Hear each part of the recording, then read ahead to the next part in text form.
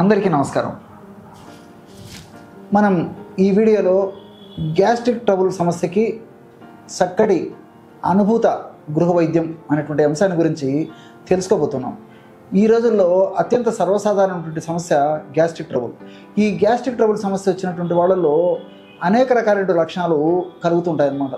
అంటే కొంతమందిలో కొన్ని రకాలైన లక్షణాలు అంటే నోట్లో నీళ్లు ఊరుతుండడము, అదేవిధంగా గొంతులో అసౌకర్యంగా ఉండడము, గుండె భాగంలో ఎద భాగంలో పట్టేసినట్టు ఉండడము, కడుపులో మంటగా ఉండడము, కడుపు నొప్పిగా ఉండడము, వికారంగా ఉండడము, వాంతి వచ్చినట్టు ఉండడము, కడుపు ఉబ్బరంగా ఉండడము, విరేచనం సరిగ్గా కాకపోవడము, అదేవిధంగా ఎక్కువసార్లు విరేచనం అయ్యేటువంటి పరిస్థితి ఏర్పడుతుండడము, విరేచనంలో మరి ఒక స్మెల్ వచ్చేటువంటి పరిస్థితి ఏర్పడుతుండడము, ఇలాంటి అనేక రకాలైన లక్షణాలు ఈ గ్యాస్ట్రిక్ ట్రబుల్ అనేటువంటి సమస్య ఉన్నటువంటి వాళ్ళలో కలుగుతుంటాయి అన్నమాట. మరి ఈ యొక్క గ్యాస్ట్రిక్ ట్రబుల్ సమస్య తగ్గిపోతే ఈ యొక్క లక్షణాలు కూడా తగ్గిపోతాయి. ఈ గ్యాస్ట్రిక్ ట్రబుల్ సమస్య తగ్గేందుకు మరి ఎలాంటి ఔషధాన్ని తయారు చేసుకోవాలంటే కరక్కాయ పెచ్చులు చూర్ణాన్ని ఒక 100 గ్రాములు తీసుకోండి. కరక్కాయ పెచ్చులు అంటే ఈ కరక్కాయలు మనకు మార్కెట్లో దొరుకుతాయి, కరక్కాయ పెచ్చులు మనకు మార్కెట్లో దొరుకుతాయి. ఈ కరక్కాయ పెచ్చులని కాస్త వేయించేసేసి చూర్ణంలాగా తయారు చేసుకొని ఒక 100 గ్రాములు కరక్కాయ పెచ్చుల యొక్క చూర్ణం తీసుకోవాలి. అట్లే సోంపు గింజలని కాస్త వేయించేసేసి చూర్ణంలాగా తయారు చేసుకొని ఒక 50 గ్రాములు సోంపు గింజల చూర్ణం తీసుకోండి.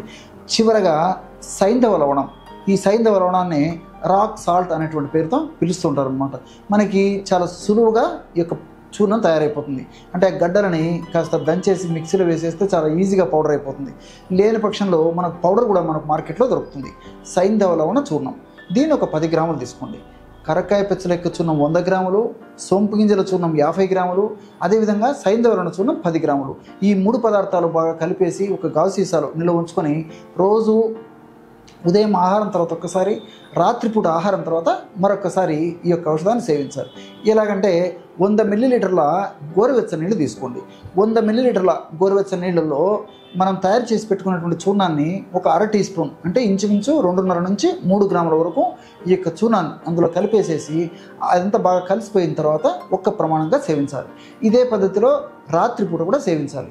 ఈ విధంగా క్రమం తప్పకుండా రోజు 2 సార్లు ఈ యొక్క ఔషధాన్ని ఈ పద్ధతిలో వాడుకోవడం వల్ల మరి తీసుకున్నటువంటి మొదటి డోసులోనే మొదటి ప్రమాణంతోనే ఇందులో ఔషధ గుణాలు, రసాయన తత్వాలు దేహంలో ప్రవేశించి జీర్ణ వ్యవస్థకు సంబంధించినటువంటి అనారోగ్య పరిస్థితి ఏది ఉన్నప్పటికీ ఆ యొక్క అనారోగ్య పరిస్థితిని చక్కదిద్ది ఆ లక్షణాలు తగ్గించేందుకు సహకరించేందుకు ఉపయోగపడతాయి అన్నమాట.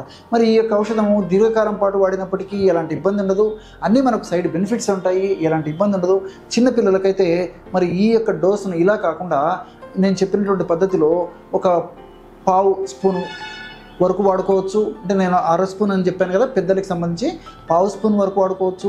మరీ చిన్నపిల్లలైతే అంటే ఉదాహరణకి 2 మాసాలు, 3 మాసాలు, 4 మాసాలు ఇలాంటి పిల్లలకైతే మరి వీళ్ళకు కూడా చెప్పుకోలేనటువంటి బాధతో బాధపడుతుంటారు కాబట్టి ఈ గ్యాస్ సమస్యతో విరేచనం కాక పొట్ట ఉబ్బరించి మరి ఇలాంటి చిన్న పిల్లలు కూడా మరి వాళ్ళకి వయస్సును బట్టి ఉదాహరణకి 2 మాసాలు, 3 మాసాల పిల్లలు అయితే ఒక చిటికెడు పొడి, చిటికెడు అంటే తెలుసు కదా పించ్ అనమాట, ఒక చిటికెడు పొడి ఇలా తీసుకొని తగినంత తేనెతో కానీ సనబాలతో కానీ పాలతో కానీ రంగరించేసేసి ఉదయం ఒక్కసారి రాత్రి ఒకసారి తాపాలి. మరి వయస్సు పెరిగే కొద్దీ 2 చిటికెలు, 3 చిటికెలు, 4 చిటికెలు ఇలాగా క్రమం తప్పకుండా వయస్సు పెరిగే కొద్దీ డోసు పెంచుకుంటూ మరి వ్యాధి పరిస్థితి ఎక్కువగా ఉంటే కూడా అలాగ డోసు కొద్దిగా పెంచుకుంటూ వాడుకుంటే సరిపోతుంది అన్నమాట.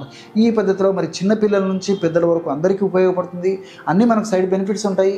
ముఖ్యంగా ఈ యొక్క ఔషధం వాడుకోవడం వల్ల ఈ కొలెస్ట్రాల్ సమస్యలు రాకుండా ఉంటాయి, అదేవిధంగా గుండె జబ్బుల సమస్యలు రాకుండా ఉంటాయి. ప్రేవుల్లో మంచి బ్యాక్టీరియా బాగా ఉత్పత్తి జరిగి దీనివల్ల వెయిట్ పెరగడము అనేటువంటి సమస్య లేకుండా ఉంటుంది.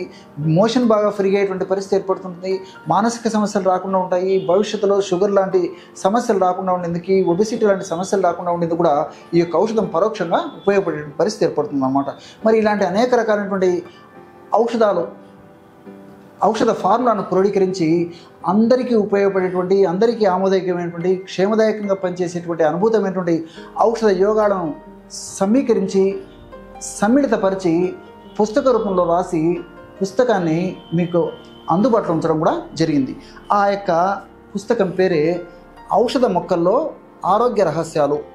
ఈ యొక్క పుస్తకంలో ఇలాంటి అనేక రకాలైనటువంటి అనుభూతమైనటువంటి ఔషధాలు, ఈజీగా తయారు చేసుకోదగ్గ ఔషధాలు, సైడ్ ఎఫెక్ట్స్ లేనటువంటి అన్ని సైడ్ బెనిఫిట్స్ ఉండేటువంటి ఔషధాలు, చాలా చౌక దొరికేటువంటి ఔషధాలు, అందరికీ అందుబాటులో ఉండేటువంటి ఔషధాల గురించే చక్కగా ప్రస్తావించి రాయడం జరిగింది. కాబట్టి మరి మీకు అందరికీ కూడా ఇలాంటి పుస్తకాలు చాలా చక్కగా ఉపయోగపడతాయి.